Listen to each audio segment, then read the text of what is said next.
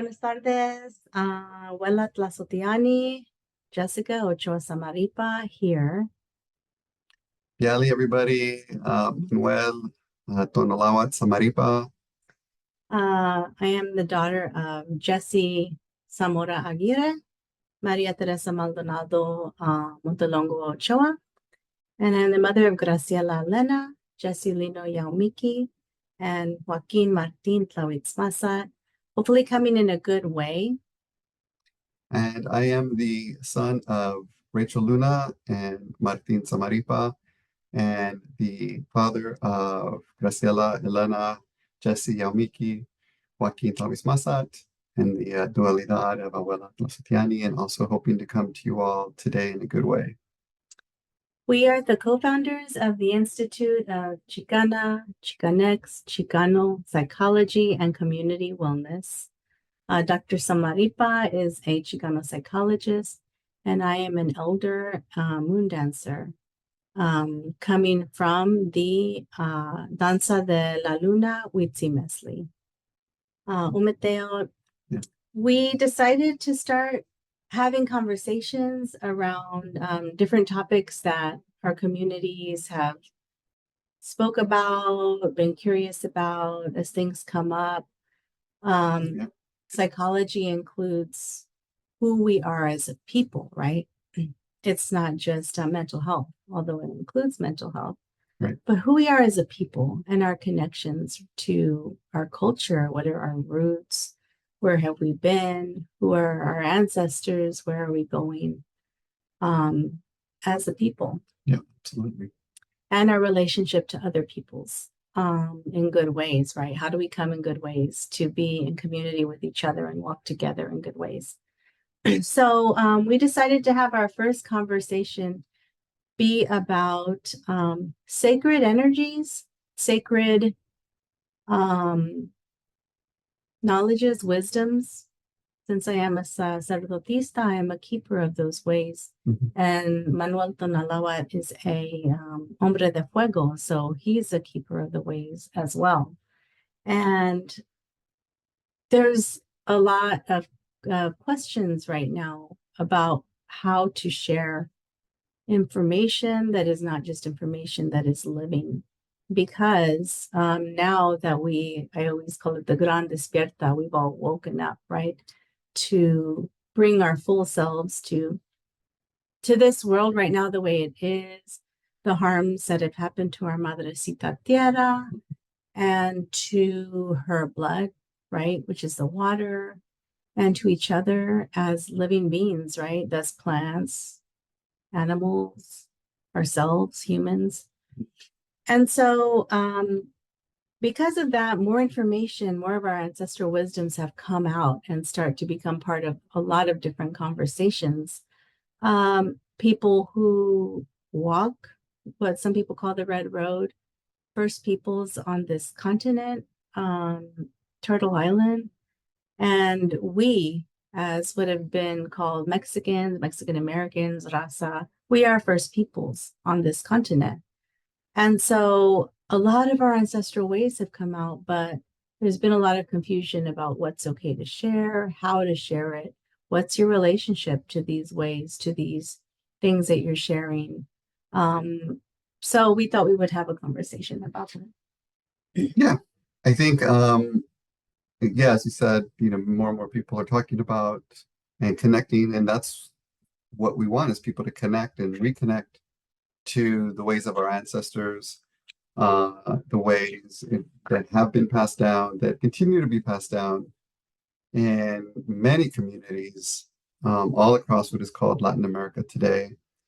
There's always been wisdom sharing, and this knowledge and way of living has always been around, but of course, really, really on the margins, really on the margins. And the good thing about that is that a lot of sacred rituals, ceremonies that really need to be taken care of, in some ways, they've been protected because those that have been doing it have been on the margins. So that has been a good, good for the medicine now as we want to reconnect, the responsibility that comes along with that reconnecting, and there are various ways that elders and traditions have spoken about the ways in which we want to protect certain ways, certain practices, certain knowledge. Ceremony in particular. And so now we're kind of at a, you could say that at a crossroads, because how do we decolonize? How do we re-indigenize? How do we continue with these ways? And at the same time, how do we protect them? And I like how you always say re-indigenizing, decolonizing doesn't mean going back to exactly the way things were before. Right. Exactly. I mean, I think that's where we're at. You know, we reconnect and re-indigenize is one of the things that we're saying. We have to recognize the struggles that those that have kept the ways that they have been through the last 500 years of this colonization. And we have to recognize that even those of us that, identify as Mexican or Chicano, that identity was also a way to cope with colonization. So even though, a lot of us recognize that have indigenous ancestry, we may not know the ways exactly, and so or know exactly what people, or know exactly what people, right? All the different indigenous peoples in what is now called Mexico. And so when we come back to it, we want to honor that path that our people have been on the last 500 years, which has been a path of colonization and ways of connecting. And is still a path of colonization. Yeah, path through colonization as best as we can. So when you say honor those ways, you mean like not pretend they didn't happen, right? Like not go back to, pre-invasion, Spanish invasion and be completely like that, because then we're not honoring all the resiliences, all of the resistance, all of the creating that our peoples have done under this colonization, right? And this contemporary coloniality. Right. I think it's like we reconnect from this point in time and find ways to move forward. So that's what we mean by re-indigenizing and decolonizing. So it includes all of who we are, right? Who we've been, who we become. So we will have several conversations on identity, because just in what you just said, just in what we just said, that includes so many things about identity, who we are, why we can't all agree on an identity. And elders have been having this conversation we know when we go to La Raza Unida reunions, from the 1960s, you can look that up, La Raza Unida, Crystal City, Texas. You will see that they have been having these conversations for a lot of years and even way before that, right? So we can have a lot of conversations about that, and we will. But today we're focusing on ways to reconnect in good ways that are honorable, right? That honor the energías. Because when Christianity came, again, if you are Christian, Catholic, no judgment, right? Everybody connects in the ways that they connect, and that's beautiful if it works for you, for your well-being, for the well-being of your family, blessings, right? But when Spaniards came in the invasion, they thought we had a lot of gods, and still now, who writes history, right? So they say, oh, they had so many different gods, God of water, the God of rain, the God of fire, the God. That was their lens in which they interpreted our ways, right? But they're not gods. They are energies, living sacred energies. And so we do honor the energies, of course, because we understand energy as a people that move energy, right? And that have had a close relationship to all the different energies. And that relationship is absolute. Our relationship to everything that is. everything that exists. So fast forward to now, and we're still having our ceremonies. We're still having our rituals, our sacred ways, because these ways are life ways. Our ancestors for more than 10,000 years have lived these ways. They were never concepts. They were never things to, put in a PowerPoint to break down into how you can use these concepts. And they're a part of our living ways that have been passed to us by our ancestors. So then we fast forward again to now. And so how do we share these things then? How do we share these things? Because in our little communities, our kalpulis, right? Our communities, our neighborhoods aren't the way that they used to be, where people would come out, share sandia, share something that they made, give each other their medicine in the neighborhood. In some neighborhoods, it's like that, but not usually, right? So we're sharing over Zoom, we're sharing over social media, and that makes things complex because then you're sharing living energies, living elements, not even in person. So what do we do? How do we do that? What is our relationship to these living energies that have been protecting us and taking care of us and our ancestors for more than 10,000 years? Yeah, I mean, as you're saying that, the other part of it that we talk about comes up too, which is we're in a struggle, we're in a fight to hold on to these ways, to reclaim these ways that have been forcibly taken from us. Yeah, violently. We violently disconnected. So then there's the part where like, well, we have that inherent birthright to reconnect, and so we're not going to know, right? So how do we try? Like, we're not going to know those ways because we've been disconnected. yeah. So how do we? Well, what if we want to try? What if we want to learn?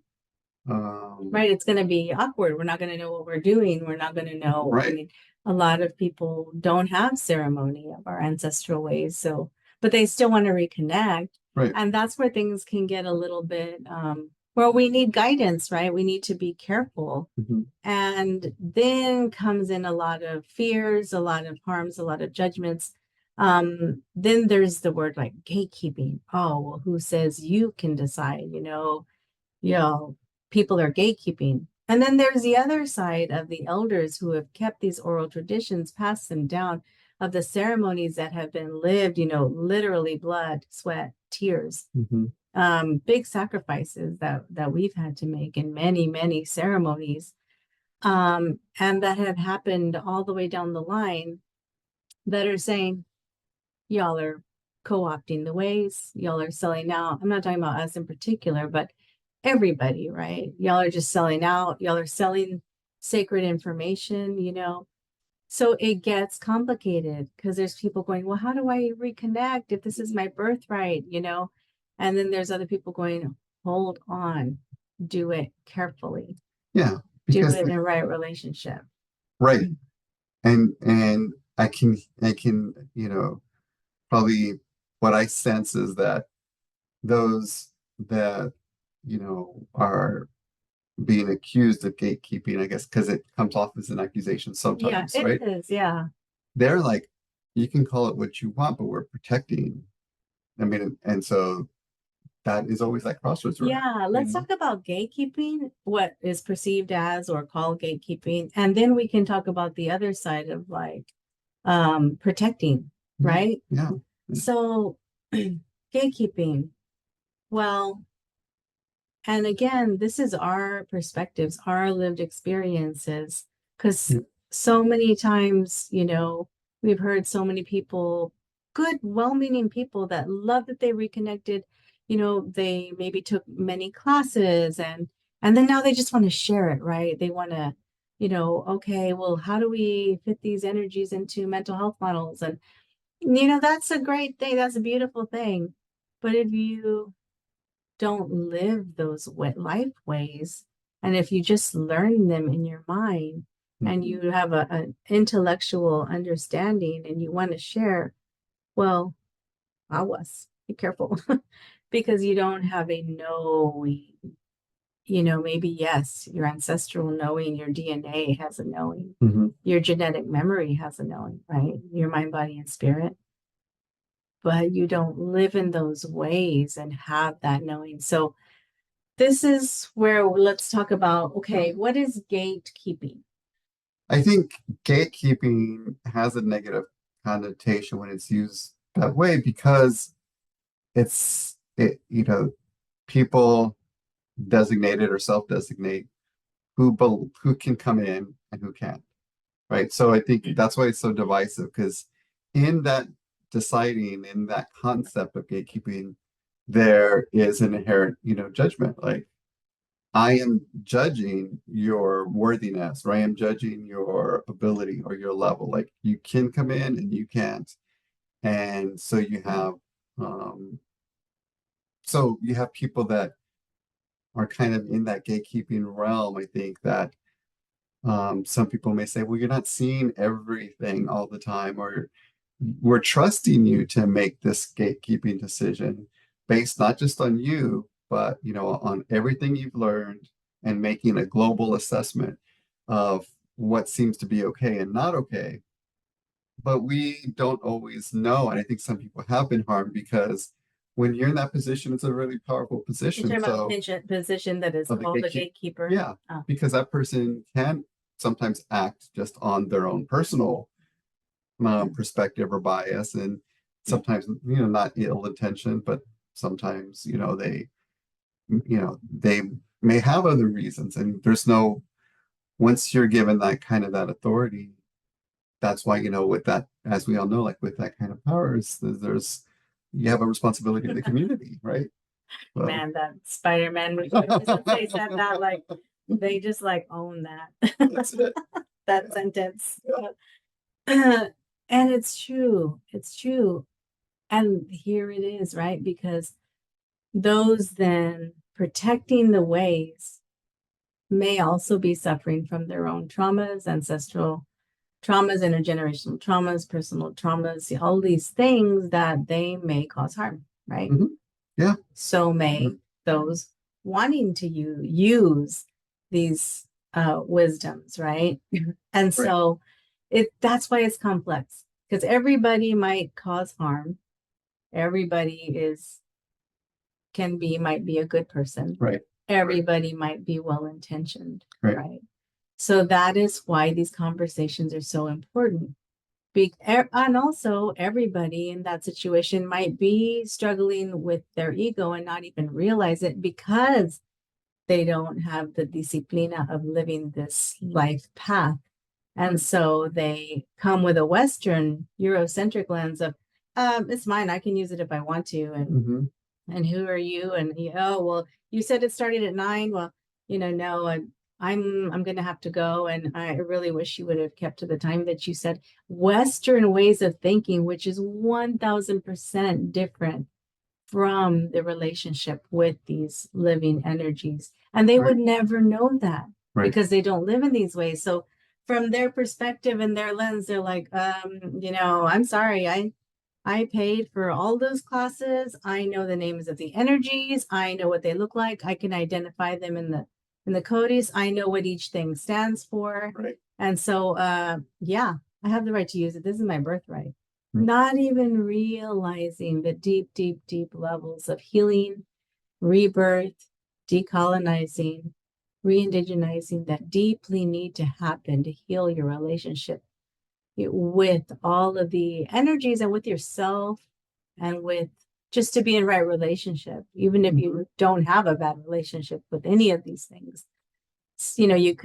That's the problem, because you can always say, right? I can say, oh no, I've been a water defender, right. I have done this, I've worked in this field you can always say, and there is the invisible harm. Because just because you can say doesn't mean you should be saying anything. Just because you can doesn't mean you should. That's also something that's very, very foundational. Just because you can do something doesn't mean you should do something. Just because you can. Because you know it. Yeah.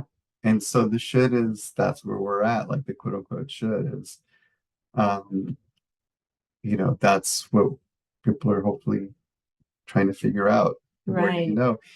And so, you know, those that are in the ways, if they speak out or they, say, you know what, you need not to do this, or you know what, you should be cautious. That is going to happen. That is going to happen and it should, because we don't have, the American Medical Association board, right, that can sanction people. And again, not that we should, but Right. what we have people that have lived the ways, elders, practitioners, and they're going to call out And even that things. word practitioners, like Right. no people who have lived this ways would call themselves practitioners. Right.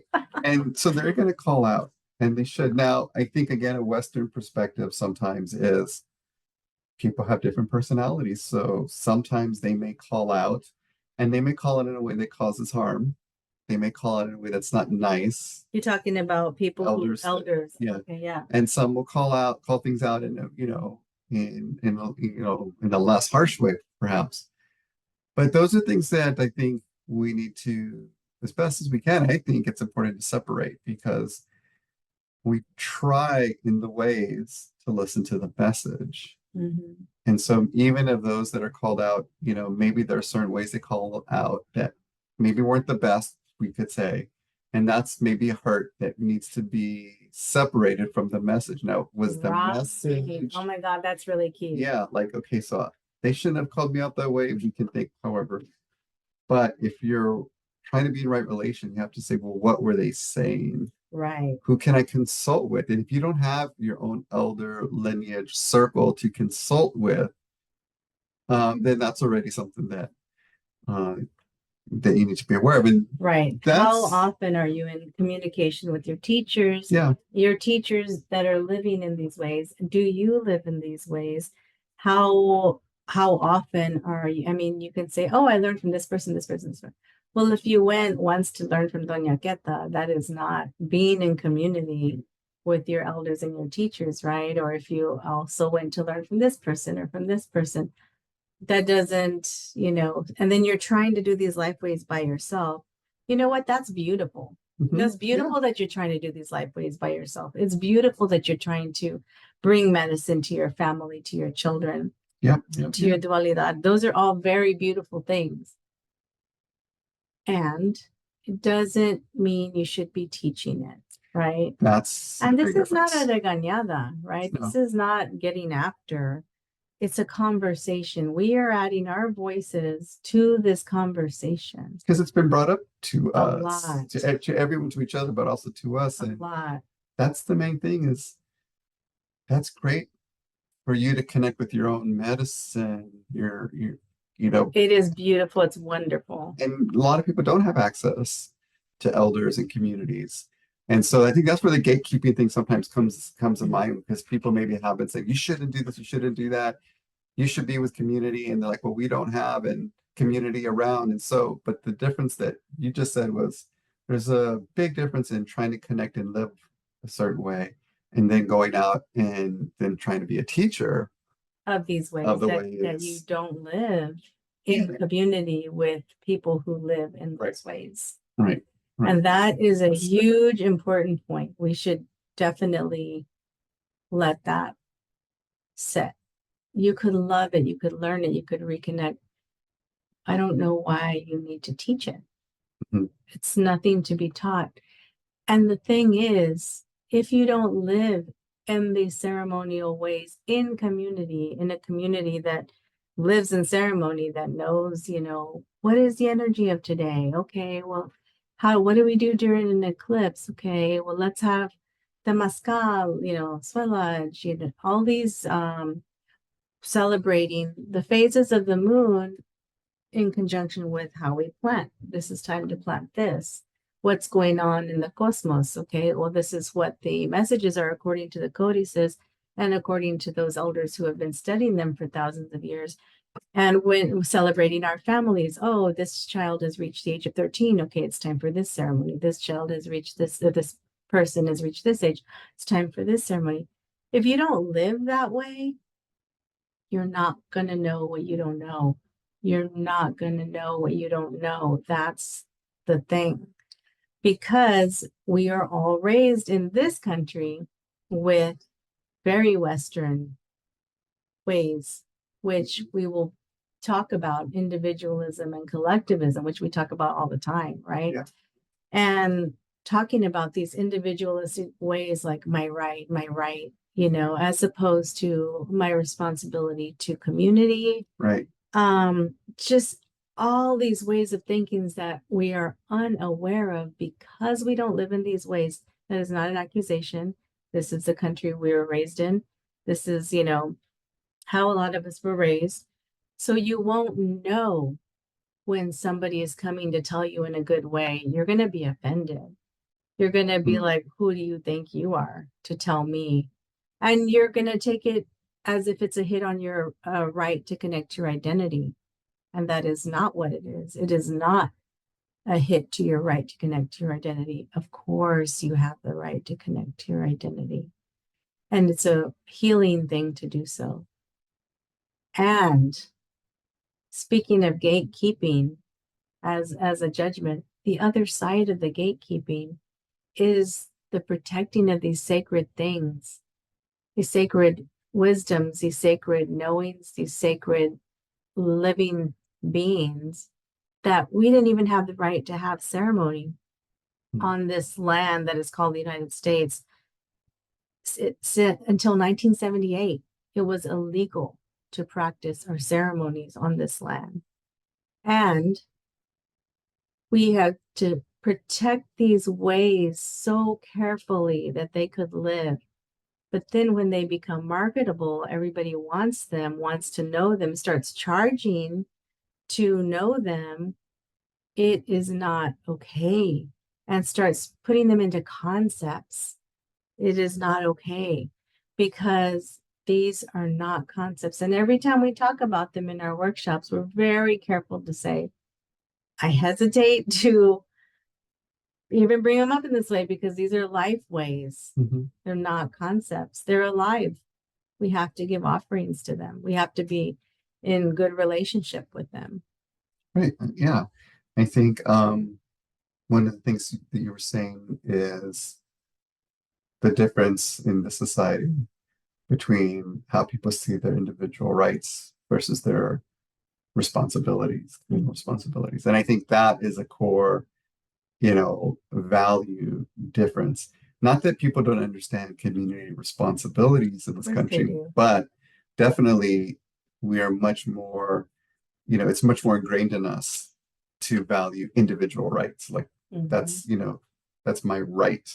We go to that. And again, like something being taken from you. Right. And again, that's crucial to existing in life. Like, we have human rights, we have, but the thing is that there's usually not a balance or an awareness that communal responsibility is just as important. Yes. A lot of the times, especially when, we believe when you're working with ways that are sacred. And I think that's the thing is that,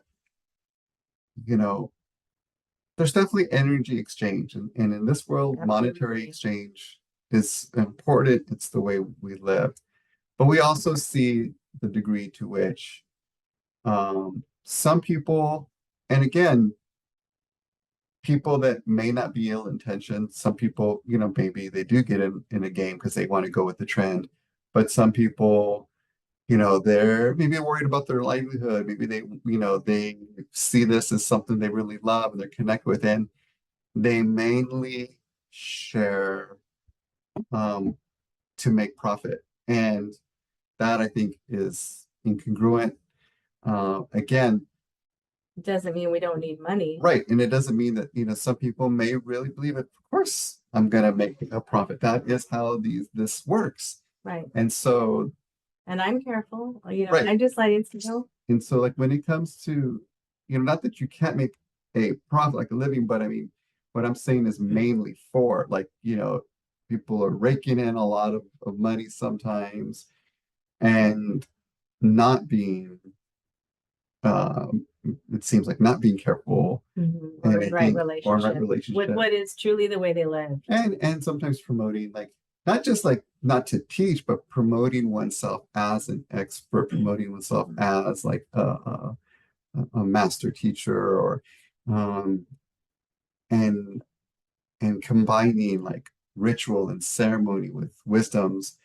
And I think that's one of the things we try to do when, like, from the psychology perspective, seeing the ways in which our people lived and live, that, being trained like in the Western way, you're like, oh, that definitely is mental health, right? That's definitely like, good psychology, we would say, um, is really trying to see, not like always, um not always trying to integrate, but trying to see the ways in which these wisdoms, we can talk about them in ways that they seem to walk, as you say, like walk alongside Mm-hmm.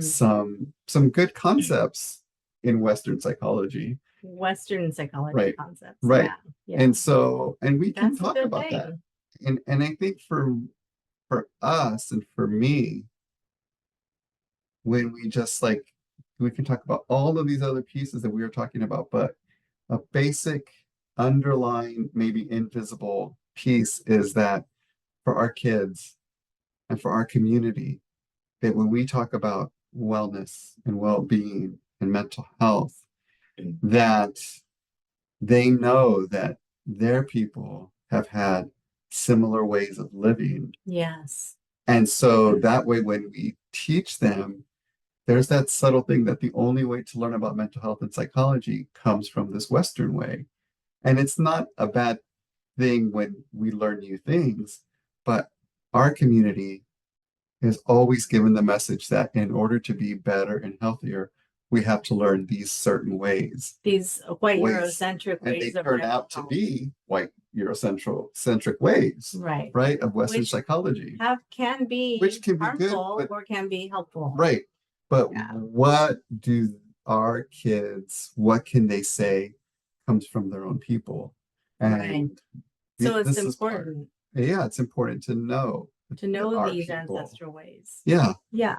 So I think that is So crucial. yes, that is really crucial. And see how in this conversation, like what are we weaving together? Because now you are talking about the importance of knowing and sharing these ways, right? Which is very important. Yeah. We just got to do it in a right relationship. And I think one thing that we try to do, and I try to do, is distinguish certain wisdoms that you can look up, certain beginning ways to know certain like things about the directions, the elements, knowing, distinguishing that from saying, okay, now this is a ceremony, go and do the ceremony, which is very different. Yeah. That's living, you have to live that way. You have to be in those ways. Yeah. And I think that's one way to try to be responsible, is to try to know when you want to learn certain that our people knew certain things, and understanding that, Yeah. connecting with that, and that's fine. Yes. But it's a whole different thing to say now, like, I'm gonna do a ceremony that that you have no connection to, or that you see on YouTube. Ten cuidado, be careful, aguas, because that is very important what you just said. For example, we are not as a moon dancer, and we have to be careful about using the Danza de la Luna now, because it has already now been co-opted. And now there's moon dances, which is a female energies fertility ceremony that lasts 5 days, really 7 or 8 altogether. But now it's co-opted to where there's some, and the codices and the elders who have studied it and done it for, gosh, 70, 80, I don't know, thousands of years, have known that this is for female bodies, feminine energies, right? And now men and women are doing it. It's a deep philosophy. I shouldn't even bring it up, but now I used to be able to say I'm a moon dancer and people could know what that meant. But now if they look up moon dancing, they're going to see something ridiculous that's performative, like moving in certain ways. And it's just absolutely never been that. Yeah. So that's true of the ceremonies too, so many cacao ceremonies. And that is not in balance with the ways. And you would never know why, because you don't walk alongside of elders who have lived the generations and generations and generations of living these ways. You would never know why. You think you're doing a good thing, right? Mm-hmm. And you think you've been taught. It's always a careful thing when you can name off your resume of why you are the one leading or calling yourself a shaman. And really, and that in the community historically, nobody calls themselves a curandera, a medicine woman, a medicine man, a shaman. The community calls you that because you have served them. Mm-hmm. You don't call yourself that. You don't advertise yourself as that. You don't place the name on yourself. You don't place the name on yourself. It took me 10 years to earn the name of abuela of these ways. Mm-hmm. I'm not an elder I'm not an abuela of children, of grandchildren. I'm an abuela of these ancestral ways. And I would never have called myself that otherwise. Everything is so fast in Western society. And we are self-reflective of that. You hear that on mainstream everywhere. But just because people are aware of how fast we're going doesn't really slow it down, even when people are saying we need to slow down. But the thing is that sometimes Western society doesn't realize the ways in which they're fast, that they don't recognize.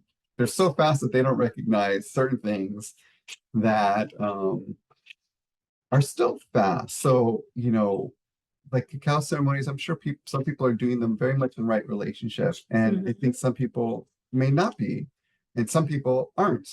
And I think that's the fastness I'm talking about. You learn something, it really is fantastic.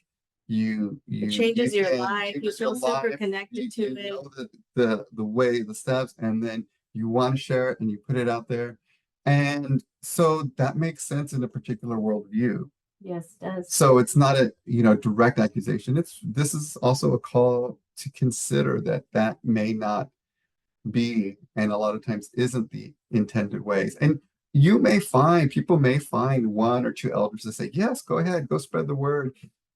And so you're like, well, I had the blessing of this one person, and I'm just saying like that is I would still want to consider somebody that moves too fast. I mean, getting a PhD in this country can go from 3 years to 6 years, depending on your discipline, and that feels like a long time. And in this way of society, it is. And I've even come across people that 3 years is like, oh, I don't know, I want to spend 3 years getting my doctorate. And I'm like, wow, for that type of content, like knowledge in this Western way of looking at knowledge and who is qualified. That's very little compared to much more of the ancestral ways that we're talking about. That a lot of ancestral people live much more collectivistic. We wouldn't even 3 to 6 to even 7 years is like just the beginning, right? And that's the way I think a lot of people, even in the medicine, they're always like, they see themselves, always learning more, even if they have that wisdom. Like a child. Yeah, even if they have that wisdom, even if they are leaders, they know they're still learning. And Western ways, like, where can I get to the point where I am accomplished? Right. And then I can move forward. That's a big difference. That is a big difference. Yes, thank you for saying that. And again, we know like there's more knowing ways of knowing right than university, but there is also getting your PhD. How long did it take you? Yeah, it took me 6 years. 6 years. Yeah. And so here's the thing that is beautiful.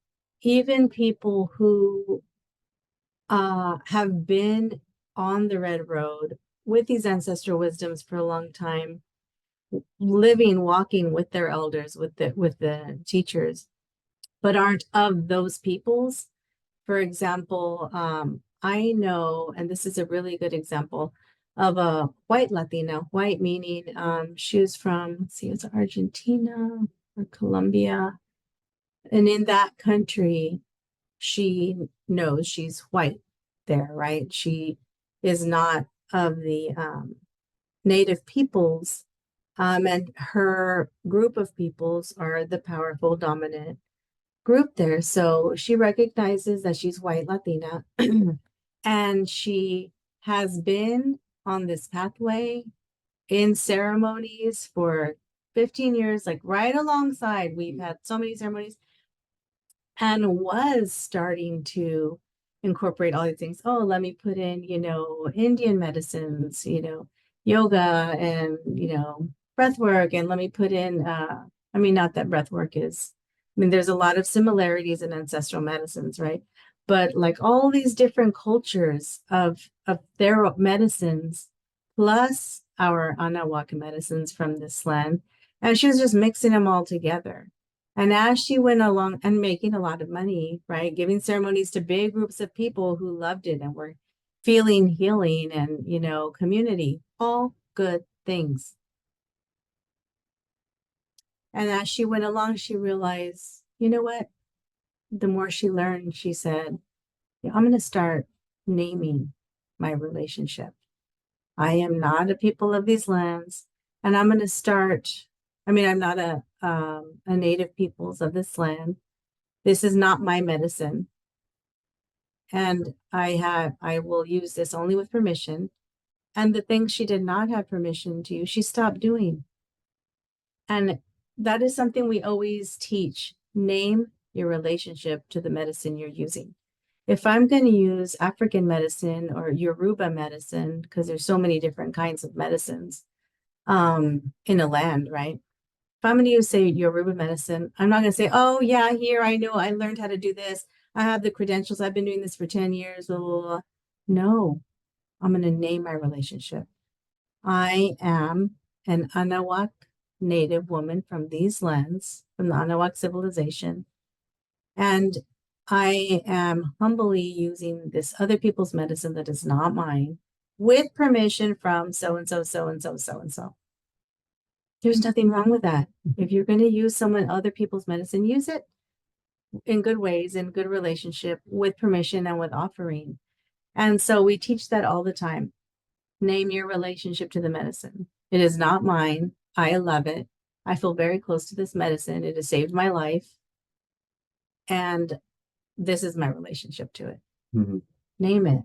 I don't live in these ways. I don't have elders in my life. I don't walk alongside the elders. And that's what they tell you. The abuelas, the abuelos, the abuelas, they'll tell you, walk alongside me in my life. And they have walked alongside their elders for 30, 40, 50 years to learn. And that is when you start to know and see the things that you would never normally see. Yeah. I'm going to stop there because I have so much more to say about that. No. Yeah, I think yeah. I think those are some of the things that come to my mind mostly, at least for right now. But I don't know if there's I wanted else. to give an example of what something you wouldn't know and you might judge as gatekeeping if you didn't know, like I had so many examples in mind earlier of things that would never occur to you if you didn't live in these ways and walk with elders for so long. And the discipline too of hearing the message as opposed to like getting in trouble and thinking that someone's causing you harm. Well, if it's a harmful person, they may be. But if it's a hard to learn teaching, maybe you have to move past that hurt and sit with the teaching. It depends on who's teaching you, who your elders are. What, mijo? Let me get back. Okay, thank you. Again, this.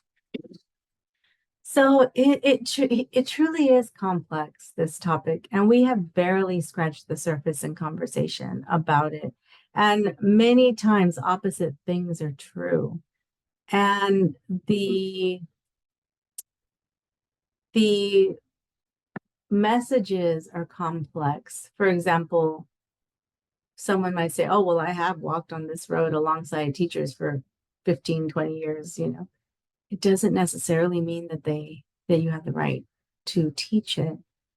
And, you know, things have been kept and held away from our own peoples for so long. And this is all the mother civilizations have been just ripped away. And then now the Western perspective is, well, you should be sharing. These wisdoms are just for you. You need to be sharing. The whole world needs to heal. Mm. And so that's more aggression, that's more violence coming towards these people who have protected the waters for generations and generations and thousands of years, protected the lands, who have, you know, been on these lands for 10,000 years. That's another violence, is to tell them, oh, you don't have the right to tell me because this is healing for everybody. Mm-hmm. You know, that is another violence towards Native peoples. We hear, I mean, grateful to the Black community because we get to hear a lot about what anti-Blackness looks like. And so we also get to then have something to point to when we're talking about anti-indigeneity, right? Anti-indigeneity, where, you know, maybe some of our elders were taught to not like the brownness in us, right? And to, Mm-hmm. I know my own kids were like, oh, pobrecito, they're so dark, you know, but you know what? They're cute anyway. Of course, said in Spanish, right? But the thing is that we've been taught to, I don't use the word hate, but really have a serious problem with Yeah. brownness, Yeah. as anti-indigeneity, right? Yeah. And so it's anti-indigenous to be telling people, oh, you got to give that away, you got to give that away, you got to give that away. Oh, who says you can keep on to those cantos, those sacred songs you use in ceremony? You know, you have to share them. Mm-hmm. You know, Exactly. we have to protect them. We have to protect these ways and share in good ways. And that's going to be a lot slower than the Western lens thinks it should be. Well, there's the energy exchange, right? People just think they have the right to receive. What are you going to give? What are you going to give through for the rest of your life? What are you going to give back to those indigenous communities, those native communities? Right. And not like give where it's no, well, where Let me donate like some trees. let me or donate money. something that is already like surplus in my life, whether it's time, energy, money. No, something that is going to all the healing, the good you receive, how much that replenishes your life is also how much you need to give back. And from a Western, I'm saying it in a Western way, because from a Western perspective, the only way to understand it is like, Money. oh, something's that's gonna hurt, something that like's gonna take from me, right? And that is what I'm saying in the sense, like kind of like skin in the game. But once you cross the threshold and you look at it from an indigenous ancestral collectivist position, it's something you're happy to give.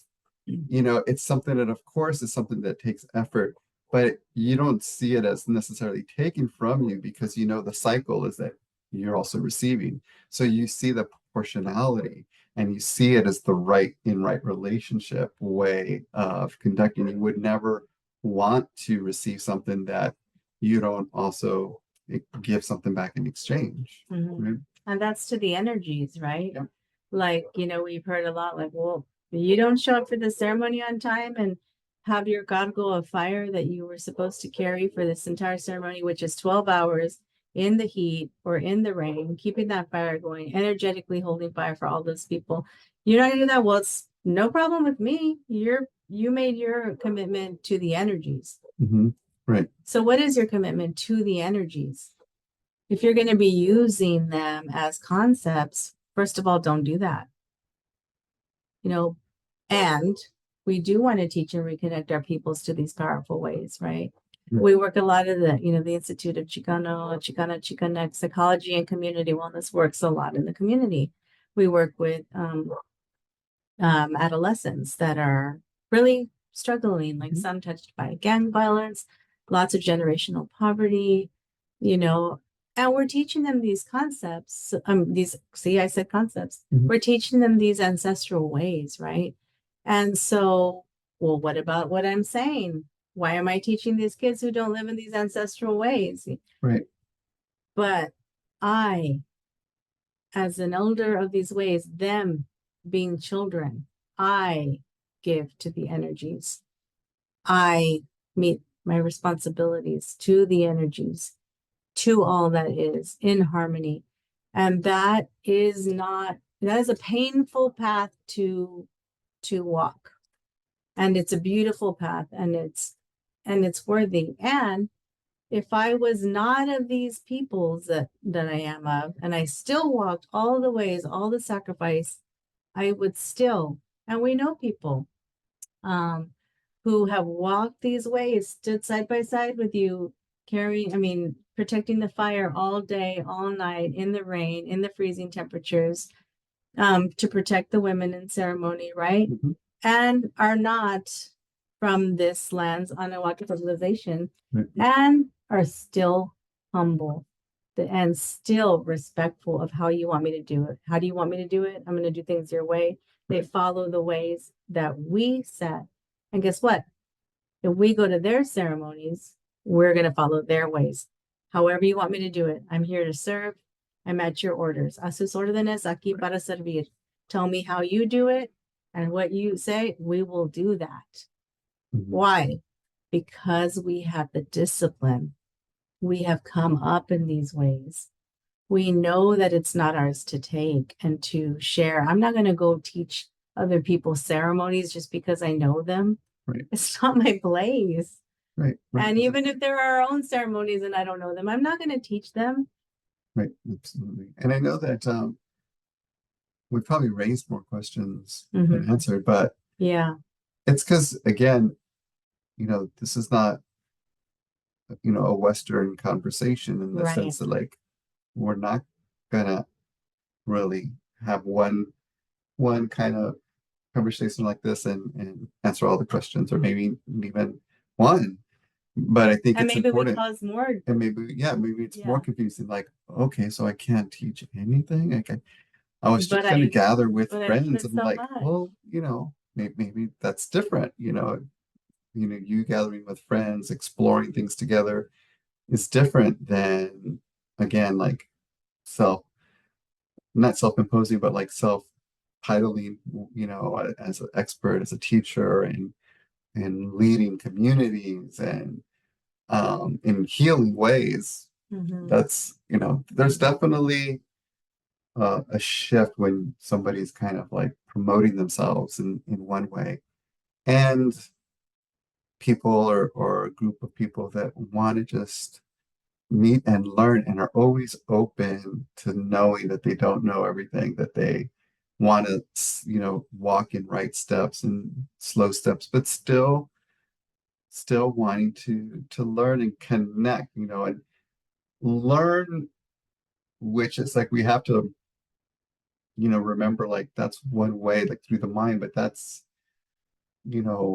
really it's just a path to like connect fully, totally, spirit, mind, body, everything, to be in right relationship. And we would call that, some people, like, that's your overall, like, just wellness, living in the best way that you can. Yes. And these ways are for us to share and to know and to live, and we're happy about that. And we just need to make sure we're doing it in right relationship. Like some of the abuelos say, is that we have 2 eyes, 2 ears, and 1 mouth, so we can observe more than we speak, right? More than rattling off our credentials and saying why we know or why we have the right. How about don't just be in ceremony, right? Be in ceremony with your family, with your close friends.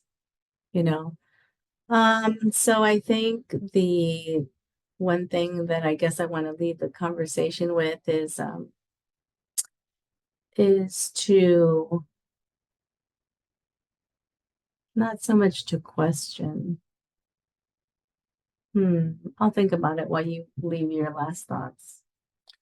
I just appreciate being able to have this conversation, being able to just share from our experiences, from our life experiences, from things that we live, from things that we've learned, and still just adding our voice again, like not saying that we are the authority on how things should be.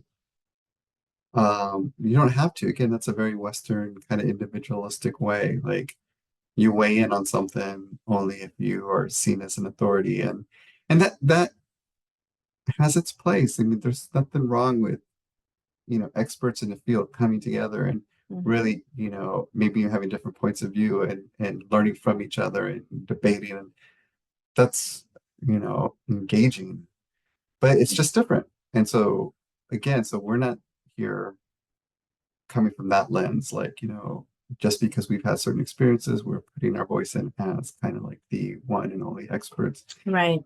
And at the same time, we're adding our voice because, we do see this happening. We do see people with these questions. We do see how sometimes it can be beneficial and sometimes how people have been hurt. And, even people that, that I would say, move too fast. Even they can, not only harm others, but they can, sometimes harm themselves. And so, it's something that comes up often. And as members of the community, we just wanted to share some of where we're at right now, which is definitely not the final statement or final word. Yeah. And as this is a slippery earth and we help each other stay upright, we need community to keep us straight or curved or in the shape of a flower or whatever we're supposed to be at the time, right? We need each other, because ego is so big, right? And it's undetectable a lot of the time. And we think we're doing good, we think we're doing right, and so we need community so that to be that mirror, right? That obsidian mirror, that Tezcatlipoca, that smoky mirror, to where it's always going to be smoky. You can't really exactly see, so we need each other, right? To come in good ways and be like, are you sure, hermano, hermana, are you sure that that's the thing to do? I recommend this, I recommend that. And the complexity of multiple things being true is something to keep in mind. Abuelo Jerry Theo, you can look him up, Jerry Theo, Tello, is the same person who has said there's elders and there's olders, people who've just gotten old, harm causers. And then there's elders who you can really look to and rely on. He said that, and he's also said something who, unless you hear him explain it, it might sound wrong, right? He says, you should always have elders in the room. Yes, I understand about youth-led. Everybody's all about youth-led, youth-led, youth-led. And so at first you're like, what? What's he saying? Like, you don't like youth-led? No, when he explains, you understand that, yes, you should always have elders in the room. You should, for that guidance, which that triggers our minds to go, youth can guide too. Yes. Sometimes they know why they don't see. Yes. That's why this is complex, because you don't know what you don't know. And that's why you have the elders that are safe elders. That's why you have them around, because we don't know. And there's things that I've been told, and then I didn't know, I didn't understand it or believe it. I was staunchly against that was not correct until 7 or 8 years later. Then I'm like, oh. When I was first given permission to carry fire, to carry a sacred pipe, I was out there with my fire out there. Curandera, curandera, I'm healing, doing all that right off the bat. And now I'm like, oh, I was excited, but I was not in right relationship. It was not my time and place back then. I know that now. So that's what we're saying. Go slow, talk with your elders. And this is only the beginning of the conversation of opposite truths, right? Things being true. So it's complex.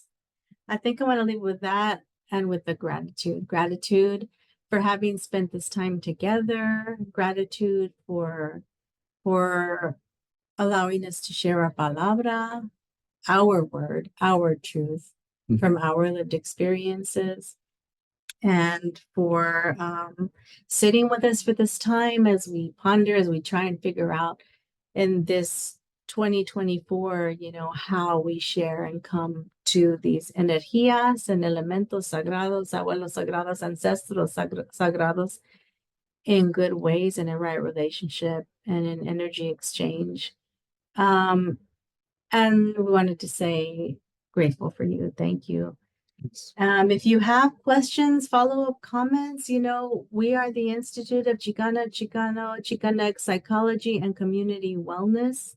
You can find us at Raza, R-A-Z-A, Psychology, PSYCHOLOGY.org. Yep.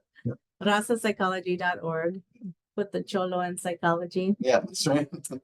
RazaPsychology.org.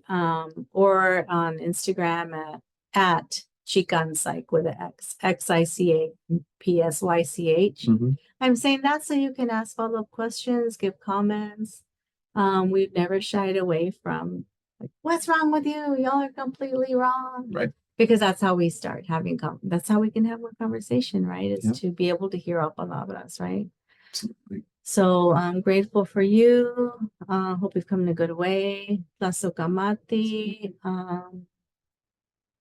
And con permiso, we're going to go ahead and close the circle. We opened it by ourselves earlier, and we'll close it after. Tlazokamati o Mateo. Mateo.